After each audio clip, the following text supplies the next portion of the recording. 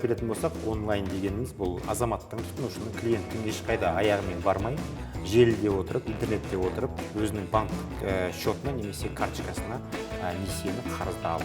Шағын несиені қауіпсіз алу үшін сізге несиені рәсімдеудің белгілі бір тәртібін сақтау қажет. Енді бұл жерде онлайн болған кезде кепілсіз онлайн несиелердің пайыздық мөлшерлемесі жоғары.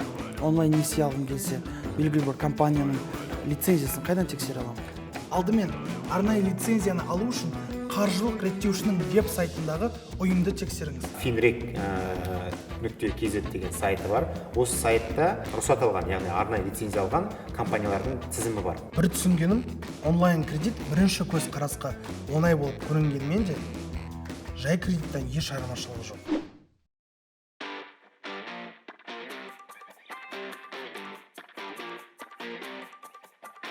Несие жайлы бәрін түсіндім, алуға бел будым. Сөйтсем маған берген жоқ, несие тарихын жаман. Енді бұдан бұрын бір несие алған, белгілі бір себептермен төлей алмаған, кешіктіріп төлеген. Сөйтсем базада қалады екен ғой бәрі, несие тарихын жаман. Қазір бірақ мен басқа адаммын ғой, өзгердім. Олар бұны түсіндіре алмайсың. Несие тарихы жақсы болу керек. Оны қалай жақсартсам енді?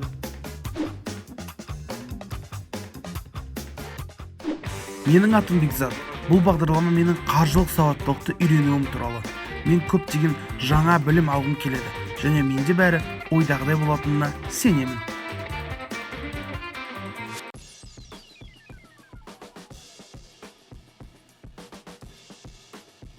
Сізден бүгін несие тарихы жайлы сұрағым келіп отыр. Бірінші сұрақ, несие тарихы дегеніміз не?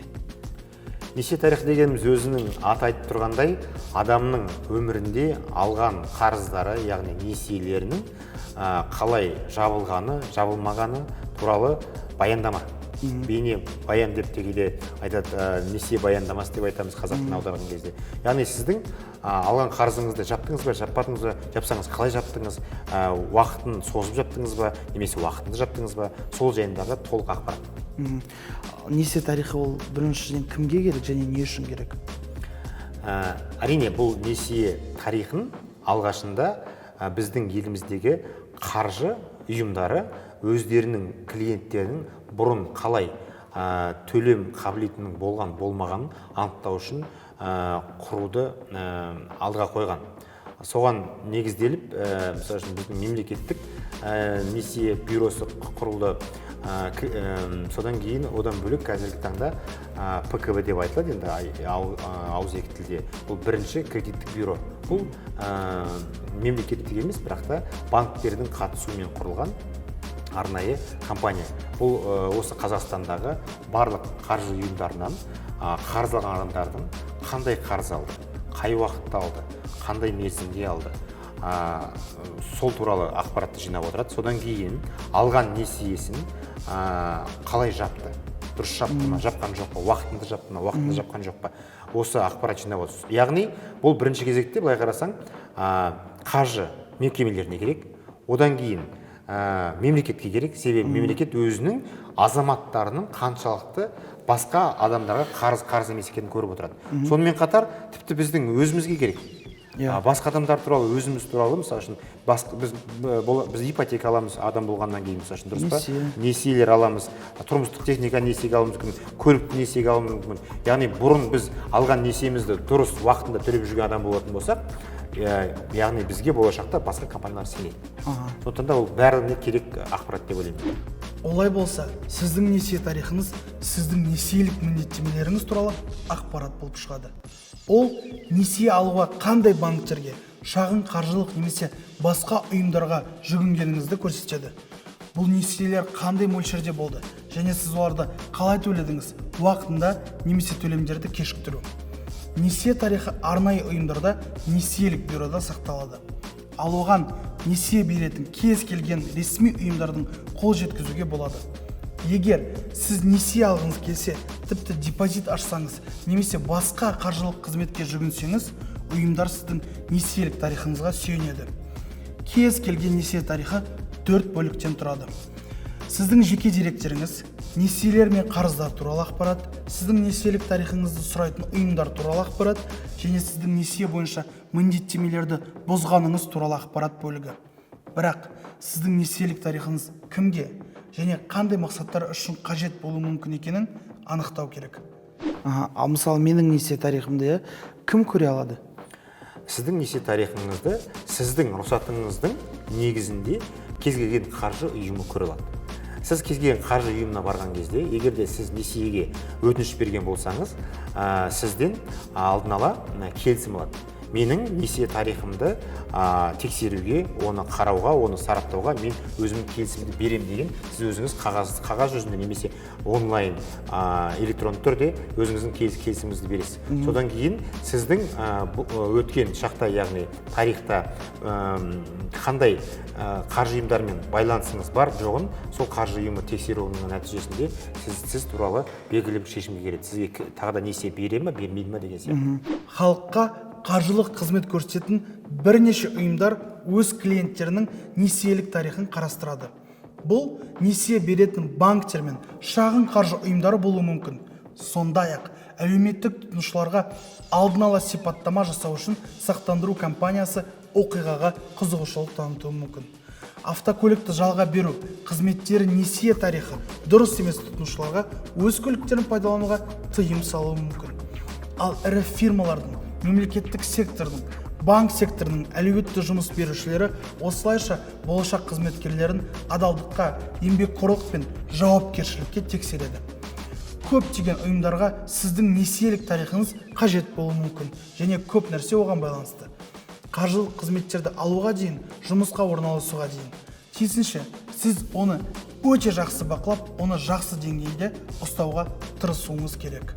Ал мен өзім тексере аламын ба оны, белгілі бір сайтқа мүмкін кіріп әлде?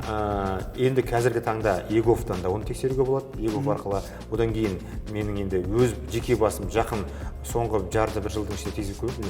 Жалпы сол кредиттік бюролардың сайттарында өзіңіздің электрондық қол қою қолыңызбен тексеру мүмкіндігі бар шығар деп ойлаймын. Немесе ол болмаса, сол компаниялардың офисіне барып, арыз жазу арқылы өзіңіздің несие тарихыңызды қарап шығуға болады. Тағы да бір сұрақ, несие тарихы жаңартыла ма?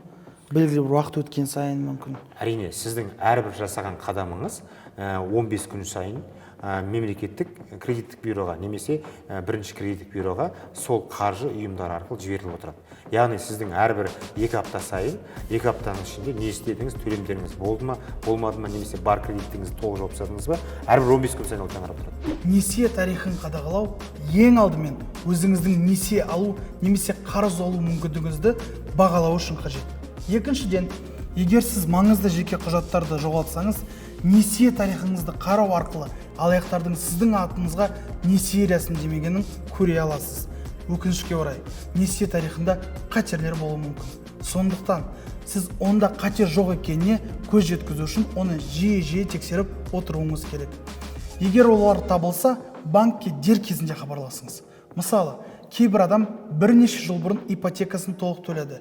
Енді ол жаңа ипотека алуға шешім қабылдады. Бірақ банк одан бас тартады. Бұрынғы қарызды мұқият төлегенің, төлемді ешқашан кешіктірмегенің, мерзімінен бұрын жауып тастағанын ескерсек, бұл бір түрлі. Несие тарихына тапсырыс берген адам өзінің жабық ипотекасы әлі де белсенді екенін білді. Банк несие бюросына ипотека жабылды деген ақпаратты жібермеген екен. Сондықтан жаңа ипотека өтініш осы үшін бас тартылған. Сонымен, бұндай жағдайда несие тарихын қалай алуға болады? Оны қайдан алуға болады? Қалай тексеруге болады? Мен сұрайын дегенім, мысалы, егерде мен несиені алып, оны төлей алмай белгілі бір келеңсіз жағдайлар, оқиғалар болды делге, содан кейін ол менің несие тарихымда қалды, мен төлей алмадым, белгілі бір мәселелер туындады деген сияқты. Осы ақпарат жаңартыла ма? Уақыт өте келе, әлде осы қала ма? Сіздің төлемеген туралы ақпаратыңыз қалады. Ол қалып тұра береді, бірақ та сіз белгілі, мысалы үшін қазір 2021 жыл ғой, сіз 2015 жылға дейін басыңызда бір қаржылық қиындықтар болуы мүмкін. 2010 жыл алған несиеңізді 2015-ге дейін төлемей жүрген болуы мүмкін. Бірақ 2015-те толық жапқан болсаңыз, ол туралы ақпарат бар. Одан кейін басқа да кішігірім несие алған несиеңіздің бәрін дұрыс уақытында жауап жүрген болсаңыз, ол ақпараттың барлығы сіз жалпы бірінші рет алған несиеңізден бастап ол ақпарат сол кредиттік бюроға баратын болса, сол ақпараттың барлығы әрдайым сіздің тарихыңызда тұра береді. Сіздің несие тарихыңызда ақпараттың бәрі сақталады, ол жақсаруы мүмкін, немесе нашарлауы мүмкін. Жеке несие тарихын алудың бірнеше әдісі бар. Мысалы, несие бюроларының кеңселерінде, халыққа қызмет көрсету орталығында, немесе Қазпоштада интернет, немесе мобильді қосымша арқылы сұраңыз жасаңыз.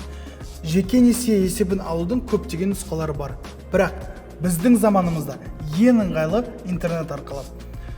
Тарихты ЭЦК арқылы бірінші несиелік бюроның сайтында сұрай аласыз.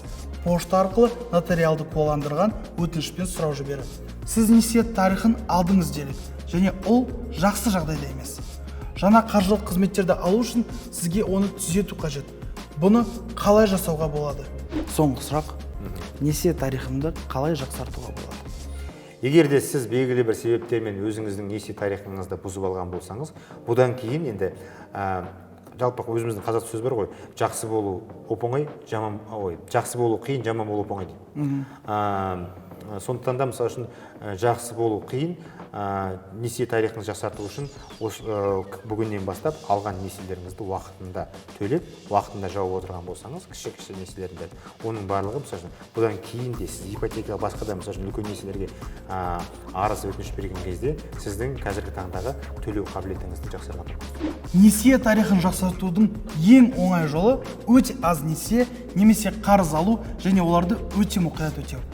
Тағы бір нұсқа ретінде несие картасын алуға немесе бөліп төлеуге бір зат сатып алу керек.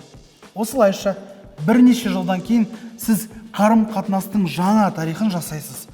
Және бұл өте маңызды, өйткені қаржылық ұйымдар сіздің тарихыңызды соңғы 2-3 жылда мұқият зерттейді. Несиені уақытында төлеу қаржы институттарымен барлық қақтығыстарды уақытында шешу және шоттарды дәл төлеу арқылы сіз өзіңіз үшін жақсы несие тарихын жасай аласыз және кез келген қызметке қол жеткізуге жол ашасыз. Ал кез келген ұйымдар, мемлекеттік қызметтер мен сақтандыру компаниялары үшін сіз ең сенімді клиент боласыз. Ол туралы толығырақ қайдан оқуға болады? Финграмота.kz халықтың қаржылық сауаттылығын арттыруға бағытталған және кең аудиторияға арналған Қазақстандағы жалғыз портал. Бұл Қазақстан Республикасы қаржы нарығын реттеу және дамыту агенттігінің 2020-2024 жылдарға арналған қаржылық сауаттылықты арттыру тұжырымдамасы шеңберінде іске асырылатын жоба. Сайтта бірнеше тақырыптық бөлімдер ұсынылған. Олардың бірі несие тақырыбына арналған. Онда жалпы мәліметтер қамтылған оқыту және ақпараттық түсіндіру сипатындағы 45-тен астам материалдар орналастырылған.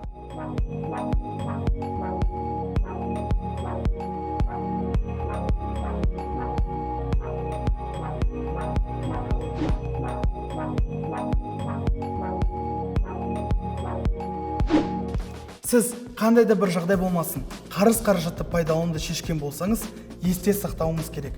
Егер сіз қарыз алуды шешсеңіз, оны қайтара алатындығыңызды сенімді болуыңыз керек. Осы тақырыпты да талдадық. Шынымды айтсам, оған өте қуаныштымын. Бірақ осындай жайзатты білмегеніме ұяламын әрине. Ештеңе етпейді, бірақ енді білемін, жақсы білемін. Өз несие тарихымды қайта орнына келуді қолыма аламын. Өзіңіз білесіз, мен келеңсіз жағдайларға түсіп қала беретін бар. Болашақта керек болып қалса, несие тарихсыз мен ала алмаймын. Сол себепті осымен жұмыс жасаймын.